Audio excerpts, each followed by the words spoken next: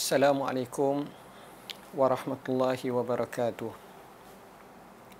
Alhamdulillahillazi hadana lihaza wa ma kunna linahtadiya laula an hadanallah. Asyhadu an la ilaha illallah wahdahu la syarikalah. Wa asyhadu anna sayyidana Muhammadan abduhu wa rasuluh. Allahumma salli wa sallim ala sayyidina Muhammad wa ala alihi wa sahbihi wa barik wa sallim, amma ba'.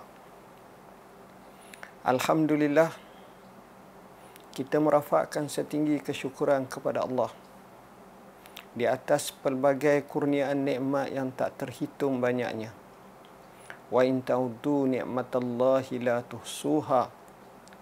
Dan jika sekiranya kamu cuba menghitung nikmat yang Allah kurniakan, nescaya tidak terhitung.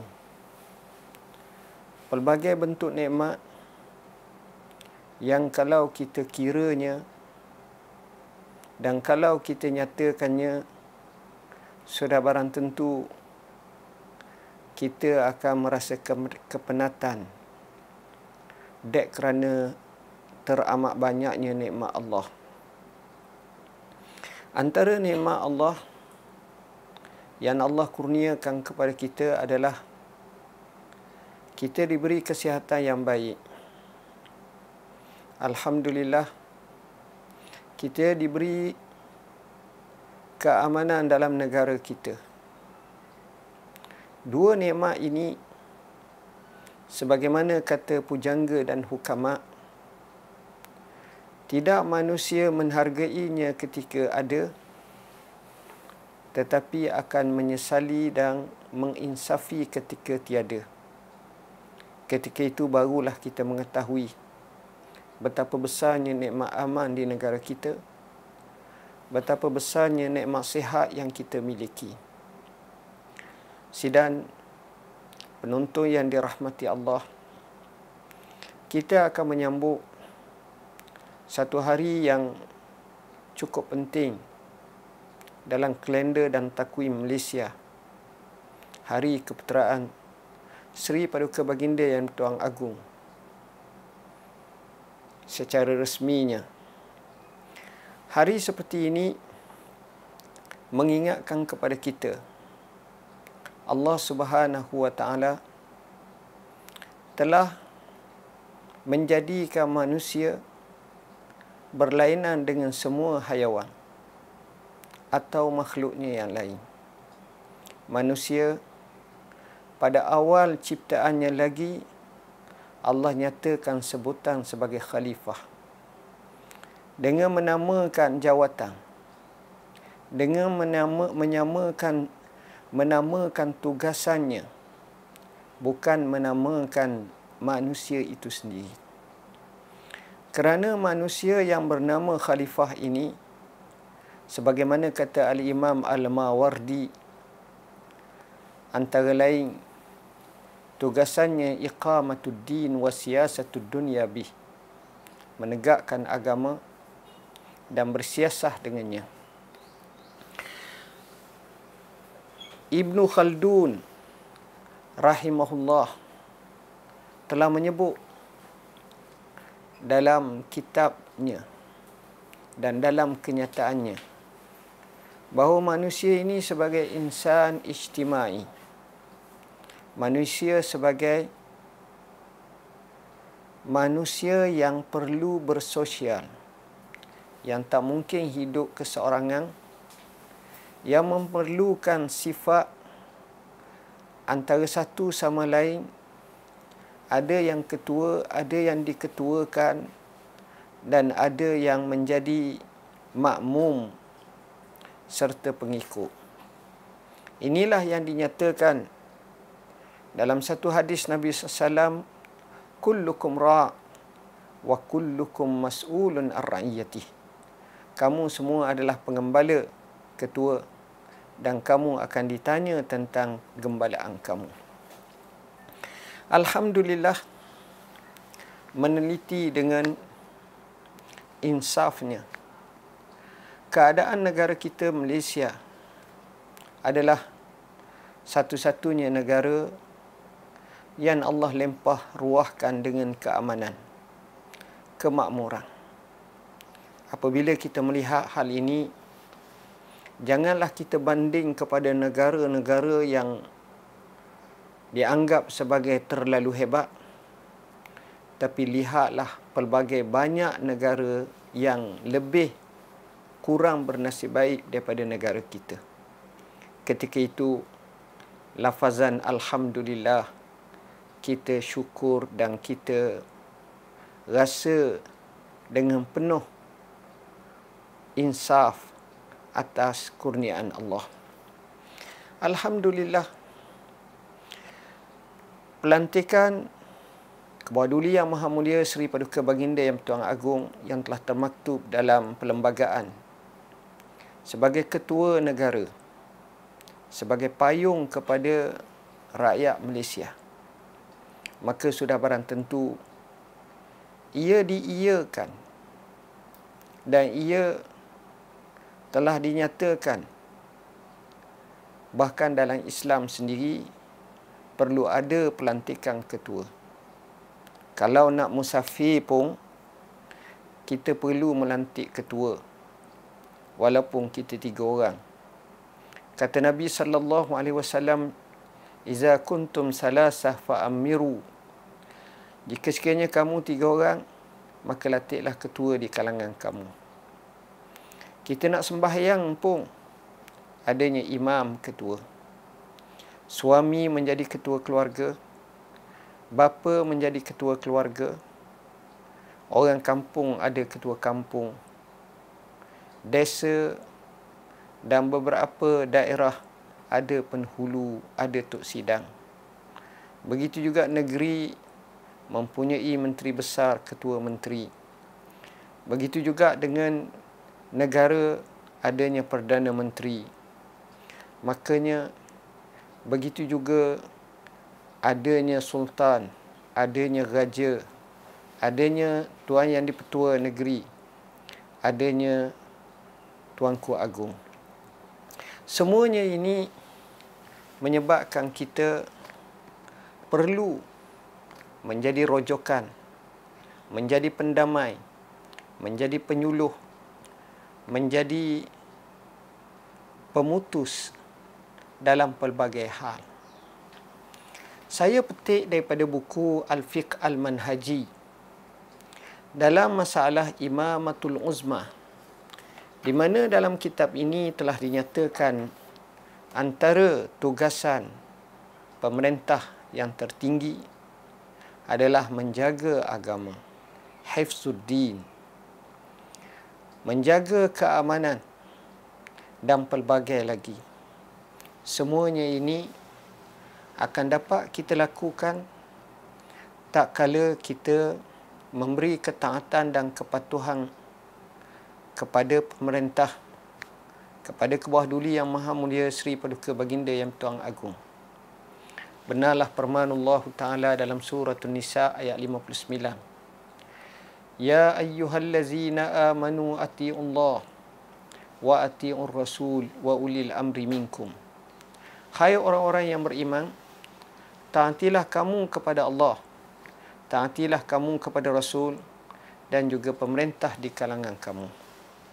Dalam erti kata, tak kala pemerintah memerintah kita, menyuruh ke arah kebaikan, seperti kita bersatu padu, kita saling menjaga keharmonian, kita saling antara satu sama lain berwasangka yang baik dan husnuzan, kita bina Malaysia baru dengan suasana seperti apa yang kita hadapi sekarang ini, COVID-19, yang kita masih lagi bertarun. Bila masa kita mahu menamatkannya, sudah barang tentu kerjasama daripada semua pihak. Kepatuhan adalah amat diutamakan. Rasulullah sallallahu alaihi wasallam pernah bersabda dalam hadis sahih riwayat Al-Bukhari dan Muslim, "Alal mar'il muslim as-sam'u wat-ta'ah fima ahabba wa karih ma lam yu'mar bi ma'siyatin fa iza umira bi ma'siyatin fala sam'a wala ta'ah. Mafhumnya, menjadi kewajipan kepada setiap orang Islam mematuhi, mendengar dan mentaati sama ada apa yang dia suka atau apa yang dia tidak suka, selama mana diperintahkan perkara yang bukan maksiat. Sebaliknya, kalau diperintah perkara maksiat, maka tiada ketaatan dan tiada pendengaran. Hadis ini, kata Imam Nawawi rahimahullahu ta'ala, para ulama telah berijma', telah sepakat menyatakan bahawa wajib mentaati pemerintah dalam perkara yang bukan maksiat dan haram mentaatinya dalam perkara yang maksiat. Oleh kerana itu, dalam isu seperti ini, bila mana pemerintah memerintahkan kepada kita dengan perintah yang baik-baik, yang mengikut lunas undang-undang, maka tidak ada wajah dan tidak ada sebab untuk kita menyalahi apa yang telah diperintahkannya. Pemimpin yang adil merupakan pemimpin yang sentiasa cakna kepada rakyatnya. Dan alhamdulillah, mengambil berat ini mengingatkan saya kepada satu kitab, buku Umar ibn Abdul Aziz, di mana di sini satu nasihat yang panjang telah diberikan oleh Al-Imam Al-Hasanul Basri rahimahullahu ta'ala ketika mana Umar ibn Abdul Aziz meminta nasihat daripadanya. Saya hanya menyebut nasihat yang pendek daripada mutiara nasihat yang panjang ini untuk kita mengambil iktibar daripada nasihat tersebut. Antara lain, katanya, nasihat kepada beliau, meskipun nasihat yang saya berikan ini tidak sebaik nasihat para cendekiawan, namun saya dengan setulus hati sayang dan cinta kepadamu, saya mengirim surat ini laksana orang yang memberikan ubat kepada kekasihnya, yang menuangkan ubat yang pahit dengan harapan orang yang dikasihinya sihat. Selamat atasmu, hai Amirul Mukminin. Semoga Allah memberikan rahmat dan berkatnya kepadamu. Berdasarkan kepada nasihat tadi, maka diumpamakan dalam nasihat yang panjang ini, bandingan yang dibuat oleh Imam Al-Hasanul Basri bagi mendekatkan kefahaman yang terasa pada lubuk hati yang jujur ini, antara lain katanya, khalifah yang adil ibarat gembala yang sayang kepada haiwan-haiwan ternakannya. Katanya lagi, khalifah yang adil laksana seorang ayah yang arif bijaksana perihal kepentingan anak-anaknya. Begitu juga beliau mengungkapkan khalifah yang adil ibarat seorang ibu yang berkasih sayang serta bersifat lemah lembut kepada anak-anaknya. Beliau juga menyatakan khalifah yang adil ibarat pembela anak yatim dan pemberi makan golongan miskin. Begitu juga mentarbiah mereka dan menjamin kehidupan pada masa tua mereka.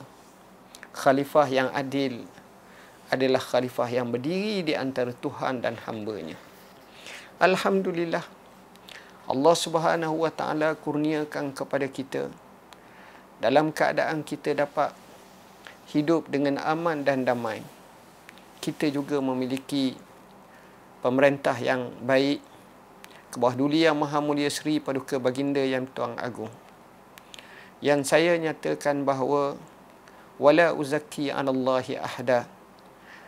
Dan apa yang kita nyatakan ini menggambarkan bahawa ketaatan dan kepatuhan kita sewajarnya kita tekadkan supaya kita berada dalam keadaan taat dan patuh apa yang diperintahkan dan dititahkan kepada kita. Mengambil semangat apa yang dinyatakan dalam sebuah hadis yang telah dibahaskan oleh ulama apabila disifatkan pemerintah sebagai zillullah fil ard, bayangan Allah di muka bumi, yang memayungi ummah, yang memayungi rakyatnya, maka di situ sewajarnya kita mengambil iktibar dan kita mengambil kesempatan pada hari ini untuk kita berdoa kepada Allah Subhanahu wa taala. Semoga raja kita, pemerintah kita, begitu juga agung kita dikurniakan rahmat, taufik dan hidayah, afiat dan kebaikan dalam kehidupan, dalam mentadbir negara di atas singgasananya. Mudah-mudahan Allah kurniakan kita kebaikan. Teringat saya satu hari ketika sedang belajar dalam Masjidil Haram, seorang tuan guru berkata dengan memetik kata-kata Imam Ahmad bin Hanbal, kalau aku mempunyai 17 doa mustajab, maka aku akan bagi kesemuanya kepada untuk aku doa kepada pemimpin, kepada pemerintah. Kenapa? Kerana baiknya maka baiklah ummah. Kerana kebaikan yang terwujud padanya akan membawa kepada kebaikan ummah. Justru dengan rasa rendah diri dan junjung kasih kami kepada tuanku, kami berdoa kepada Allah Subhanahu wa taala. Semoga Allah kurniakan kebaikan kepada tuanku berdua dan kepada seluruh keluarga kerabat dan juga kepada umat di Malaysia ini, pemimpin, rakyat jelata, maka semuanya dapat hidup dalam aman dan damai, dalam penuh kemakmuran. Kita akhiri dengan doa, mudah-mudahan Allah kurniakan kepada kita kebaikan dalam hidup dengan menyatakan apa yang diajar oleh Rasulullah sallallahu alaihi wasallam dan juga daripada asar as-salafus salih dalam berdoa kepada Allah Taala. Bismillahirrahmanirrahim. Alhamdulillahi rabbil alamin. Wassalatu wassalamu ala asyrafil anbiya'i wal mursalin wa ala alihi wa sahbihi ajma'in. Allahumma hafaz maulana sultan, Allahumma hafazhu wahfaz ahlahu wahfaz ra'ayahu wahfaz qudatahu wahfaz ru'asa al-muslimin. Allahumma hafazhum, Allahumma ishfi mardana warham mautana wa'afi mubtalana. Allahumma walli umurana khiyarana wala tuwalli umurana shirarana. Allahumma ati nufusana taqwaha wa zakkiha anta khairu man zakkaha anta waliyuha wa maulaha. Allahumma wa kullana wa la takun alaina. Rabbana hablana min azwajina wa zurriyatina qurrata a'yun waj'alna lil muttaqina imama. Allahumma ja'al wilayatana fi man khafaka wattaqaka ya rabbal alamin. Rabbana atina min ladunka rahmatan wa hayyi' lana min amrina rashada. Rabbana la tuzigh qulubana ba'da iz hadaitana wa hab lana min ladunka rahmatan innaka antal wahhab. Allahumma inna na'udzubika min jahdil bala wa darakis syaqa wa su'il qada wa syamatatil a'da. Allahumma inna na'udzubika min zawali nikmatik wa tahawuli afiyatik wa fujaati nikmatik wa jami'is sakhatik. Allahumma inna na'udzubika minal baras wal junun wal juzam wa min sayyi'il asqam. Na'udzu bikalimatillahi tammati min syarri ma khalaq. Bismillahillazi la yadurru ma ismihi syai'un fil ardi wala fis sama' wa huwas samiul alim. Allahumma ya hayyu ya qayyum birahmatika nastaghis wa min azabika nastajir. Aslih lana sya'nana kullahu wa la takilna ila anfusina tarfata 'ainin wa la aqalla min zalik. Allahumma rabbana 'alaika tawakkalna wa ilaika anabna wa ilaikal masir. Allahumma rabbana atina fid dunya hasanah وفي الآخرة حسنة وقنا عذاب النار وأدخلنا الجنة مع الأبرار يا عزيز يا غفار يا رب العالمين. وصلى الله على سيدنا محمد وعلى آله وصحبه وسلم والحمد لله رب العالمين. بارك الله فيكم. سيروا على بركة الله وفقكم الله وسدد خطاكم. والسلام عليكم ورحمة الله وبركاته.